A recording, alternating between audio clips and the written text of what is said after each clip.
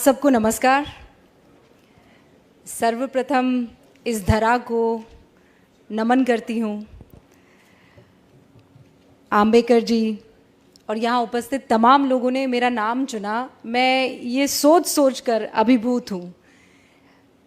मैं किस्मत वाली हूँ कि आप लोगों के समक्ष हूँ, आप लोगों के सामने हूँ और अपने दिल की बात कह पा रही हूँ। वैसे तो बीच में वो स्क्रीन की छाया होती है, वो पर्दा होता है, आज वो पर्दा भी हट गया है, तो और ज़्यादा प्रसन्न हूँ कि आपकी आंखों में आंखें डालकर सच कह पाऊंगी।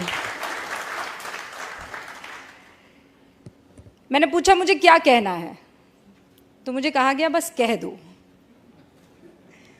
तो मैंने कहा कोई विषय है, तो कि जो आप चुन लो वो विषय है। तो मैंने चुन लिया वसुधा का कल्याण। मैंने चुन लिया कि इस धरा का कल्याण विषय अगर ये है तो कोई विचारधारा ले आए, चांद ले आए, सूरज ले आए, अगर देश प्रेम सर्वोपरि है तो फिर सब कबूल है, सब चल जाएगा। कोई विषय चल जाएगा, कोई समाज चल जाएगा, कोई धर्म चल जाएगा, कोई पंथ चल जाएगा, कोई लिंग चल जाएगा। अगर देश प्रेम है तो सब चल जाएगा। और ये मैंने कहीं और नहीं, इसी ज़मीन पर, हिंदुस्तान में, भारत में हर आंखों में देखा है, उसे महसूस किया है। और वही काम मैं स्क्रीन पर भी करने की कोशिश करती हूँ। लोग कहते हैं आप कहते वक्त सोचती नहीं हैं, तो मैं कहती हूँ सोचती हूँ, इसीलिए कह पाती हूँ। और सोचती ये हूँ कि अगर आज मैं रुक गई तो फिर मेरे बच्चे रुक जाएंगे, मेरे बच्चों के बच्चे रुक जाएंगे। तो जो गलत है कह दो, और जो सच है फख्र से कह दो कि ये सच है। और यही मेरी कोशिश भी रहती है। और इतना प्यार, इतना प्रेम मुझे मिलता है कि फिर मुझे पलट कर देखने की ज़रूरत नहीं पड़ती है। और ये आप लोगों का सम्मान है।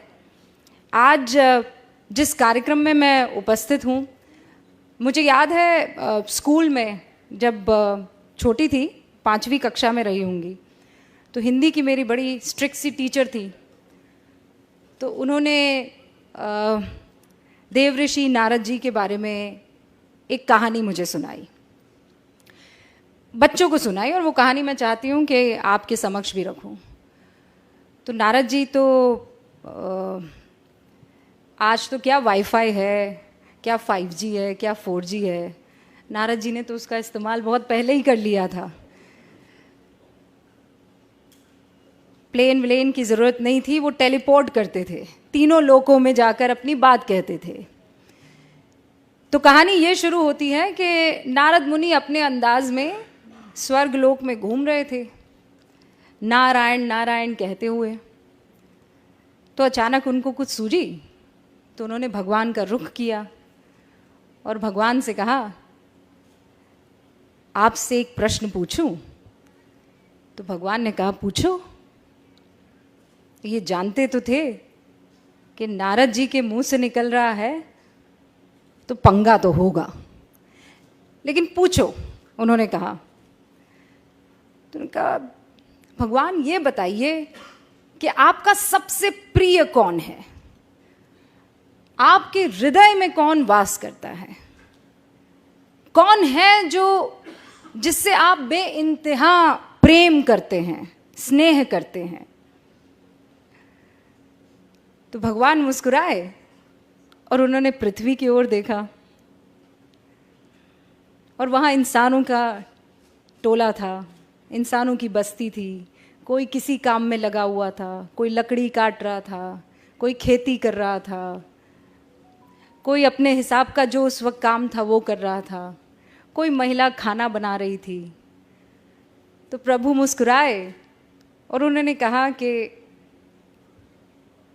ये मेरे दिल में वास करते हैं, इनसे मुझे बड़ा स्नेह है। तो नारद जी को बड़ा गुस्सा आया। तो उन्होंने कहा कि आप मनुष्य की बात कर रहे हैं? तो प्रभु मुस्कुराए और प्रभु ने कहा, मनुष्य की बात कर रहा हूँ। तो उन्होंने कहा, अरे नारायण नारायण मैं करता फिरता हूँ, ऐसा कोई पल, ऐसा कोई वक्त नहीं गुजरता कि मेरे मुख से नारायण नारायण ना निकले। और आपको प्रसन्न करता है मनुष्य, आपको पसंद आता है मनुष्य, आपका स्नेह मनुष्य से। तो प्रभु फिर मुस्कुराए, उनकी अपनी लीला। उन्होंने कहा कि इस मनुष्य को मैं छोड़ दूंगा, तुम बस ये मेरा जो इम्तिहान है उसे पास कर लो। तो नारद जी ने बोला, ऐसा कौन सा इम्तिहान है कि मैं पास ना कर पाऊं? प्रभु आप कहिए, करना क्या है? तो प्रभु ने देव ऋषि को कटोरा दिया बड़ा सा, और उसे एकदम एज तक दूध में भर दिया। और प्रभु ने कहा कि अब इसे तुम तीनों लोकों में लेकर घूमो, पर ध्यान रहे एक बूंद दूध की नीचे ना गिरने पाए। तो देव ऋषि ने कहा कि अरे ये क्या बड़ी बात हो गई, ये तो मैं चुटकियों में कर दूंगा। तो उन्होंने कहा फिर मिलते हैं। और नारद मुनि जी कटोरा थामे, दूध से भरा लबालब, तीनों लोकों का भ्रमण करके आ गए। प्रभु के सामने पहुंचे, प्रभु मुस्कुराए, कहा लौट आए? तो नारद जी ने तानी हुई भुओं के साथ कहा, प्रभु लौट आया, एक भी बूंद ना गिरी? तो उन्होंने कहा ना, एक भी बूंद किसी लोक में ना गिरी। कहा ये तो बहुत ही गजब हो गया, इस बीच तुम मेरा नाम लेना कैसे भूल गए?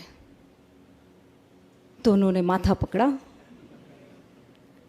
उन्होंने कहा प्रभु ये तो बड़ी गलती हो गई, मैं सोच रहा था कि दूध ना गिरने पाए, मेरा तो सारा ध्यान दूध के कटोरे पर था, नारायण तो मुख से निकला नहीं।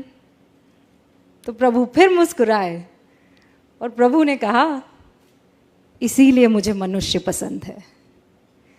वो जिंदगी की हर तकलीफ से जूझता रहता है, वो हर मुश्किल से हर रोज गुजरता है,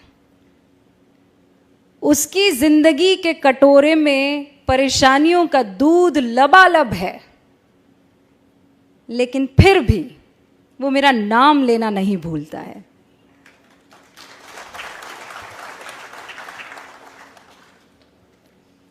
तो देव ऋषि भी मुस्कुराए, हाथ जोड़े और कहा प्रभु की लीला परंपार है, नारायण नारायण, और मनुष्य भी कमाल है। तो आज जब मैं दिल्ली से यहाँ का सफ़र कर रही थी, तो एक बार फिर से देव ऋषि नारद मुनि मेरी आंखों के सामने थे, मेरा बचपन मेरे सामने था, और वो बुजुर्ग हिंदी की टीचर जो इसी अंदाज में कहानी कह रही थी, और मुझे लगता है इससे बेहतर कह रही थी वो, और मैं टकटकी लगाए उन्हें सुन रही थी और ये जानने की कोशिश कर रही थी कि कौन बेहतर होगा, मनुष्य कि देव ऋषि नारद मुनि। लेकिन प्रभु की लीला। अब इसे आप कट्टू जोड़ दीजिए पत्रकारिता में। हाँ, हमें करप्शन उजागर करना है, देश की नीतियों पर, तमाम तरीके की राजनीति पर, हर तरीके की कवरेज करनी है, क्राइम भी हो रहा है, महिलाओं के उत्थान की बात करनी है, समाज के कल्याण की बात करनी है। तो ये कटोरे में दूध है, लेकिन क्या इस बीच मैं इस धरा के कल्याण को भूल जाऊंगी? वो भी मुझे ध्यान रखना है। और एक पत्रकारिता का उसूल हमें सिखाया गया था, सत्यम शिवम सुंदरम। लेकिन सत्य हमेशा सुंदर हो ये जरूरी नहीं है। और जिस दिन मेरे पत्रकार बंधुओं ने ये समझ लिया, ये जान लिया कि सत्य कड़वा होता है और उसे पीना भी सीखो और उसे पिलाना भी सीखो। कई बार ये दुखी कर सकता है, लेकिन अगर सत्य को अपनाएंगे नहीं तो फिर आगे बढ़ नहीं पाएंगे। वो कहते हैं या तो आप इस तरफ आ जाती हैं या इस तरफ आ जाती हैं, कोई ग्रे एरिया भी छोड़ दीजिए। लेकिन जब आप धरा की बात करते हैं तो वहाँ कोई ग्रे एरिया छूटता नहीं है, फिर तो सच होता है या झूठ होता है। और हर बार आज के दौर में मैं ये महसूस करती हूँ, क्योंकि आप सभी लोग सोशल मीडिया पर होंगे, आप कुछ लिख दीजिए, आपके ऊपर बौछार होने लगती है। प्यार कम होता है, नफरत की बौछार ज़्यादा होती है। तो क्या वो आपको कुछ कहने से रोक देगा, ये आपको तय करना है। क्या उन गालियों से आप सत्य सामने रखना छोड़ देंगे, ये आपको तय करना है। और मैं हमेशा अक्सर जहां जाती हूं ये कहती हूं कि मैं आइसक्रीम नहीं हूं कि जिसे देखकर, जिसे सुनकर हर कोई खुश हो जाए। मैं एक पत्रकार हूं, और पत्रकारिता में दो पक्ष ही होते हैं। अक्सर ये सिखाया जाता है कि पत्रकारिता में आपको अनबायस्ड होना चाहिए। बहुत लोग मेरी बातों से इत्तेफाक नहीं रखेंगे, लेकिन मुझे ये कहना आप लोगों के सामने ज़रूरी है। जब देश की बात आएगी, वतन की बात आएगी, तो इसमें अनबायस्ड कोई कैसे हो सकता है? एक आतंकवादी दनादन गोलियां चला रहा है, आप निष्पक्ष हो जाएंगे? एक 8 साल की बच्ची के साथ बलात्कार हो रहा है, आप निष्पक्ष हो जाएंगे? आपको पक्ष तो लेना होगा ना। या आप जो कहते हैं कि इन मसलों पर निष्पक्षता चाहिए, इन मसलों पर निष्पक्षता कैसे हो सकती है? जब वतन की, जब धरा की, जब लोकतंत्र की, जब हिंदुस्तान की, जब भारत की बात आती है, तो इसमें निष्पक्षता कैसे हो सकती है? कोई माई का लाल मुझे बता दे कि नहीं, निष्पक्षता के नाम पर वो हिंदुस्तान को एक तरफ कर देगा और वो दूसरी तरफ खड़ा हो जाएगा। तो ऐसे में अगर कोई कह दे कि आप निष्पक्ष नहीं हैं, तो मुझे कबूल है। अगर हिंदुस्तान के साथ खड़े रहना, उसके मूल्यों के साथ खड़े रहना, उसके लोकतंत्र के साथ खड़े रहना निष्पक्षता नहीं है, तो मुझे कबूल है। और उन तमाम पत्रकार बंधुओं से ये बात मैं बहुत साफ तौर पर कह देना चाहती हूं कि जिस दिन आप बेझिझक, बगैर किसी डर के, बेखौफ होकर अपनी बात रखने लगेंगे, तो फिर आपको तालियों की दरकार नहीं रहेंगी। फिर मुख से दुआएं ही निकलेंगी, आशीर्वाद ही निकलेगा। और फिर आपको ये नहीं सोचना पड़ेगा कि मैं जाऊंगा तो 4 लोग मेरे लिए तालियां बजाएंगे कि नहीं बजाएंगे। उन तालियों की दरकार मत रखिए। बाहर से लोग क्या कहते हैं वो मत सोचिए। ये सोचिए कि इस वक्त इस जमीन को किस चीज की जरूरत है। इस जमीन को निडरता की जरूरत है, इंस्पेक्शन की जरूरत है, आत्मचिंतन की और मंथन की जरूरत है। और फिर मैं कह रही हूं, कोई विचारधारा हो ना, किसी को चांद पसंद है, कोई ना, किसी को सूरज पसंद है, कोई ना, पर है तो धरा ही के ना, है तो धरती ही के। और जब तक वो धरती में सम्मिलित है, वो चांद हो कि सूरज हो, वो हमारे हैं और हम उनके साथ खड़े हैं। अपनी बात को मैं यहीं विराम देती हूं, लेकिन इस उम्मीद के साथ कि मेरे जैसी उन तमाम आवाज़ों को आपका आशीर्वाद हमेशा मिलता रहेगा। और जब तक आपका आशीर्वाद रहेगा, जब तक हिंदुस्तान की जनता की आंखों में जो ऐसी चमक मैं देख पा रही हूं, चमक रहेगी, हिंदुस्तान को विश्व गुरु बनने से फिर कोई नहीं रोक सकता है। एक बार फिर से आप सभी का बहुत बहुत शुक्रिया। और मुझे बहुत खुशी हुई आप सबके बीच में आकर अपनी बात रखने की। ऐसा लग रहा था जैसे मैं नहीं, दो मन आपस में बात कर रहे हो, दिल से दिल तक एक बात पहुंची हो। बहुत बहुत शुक्रिया आप सभी का।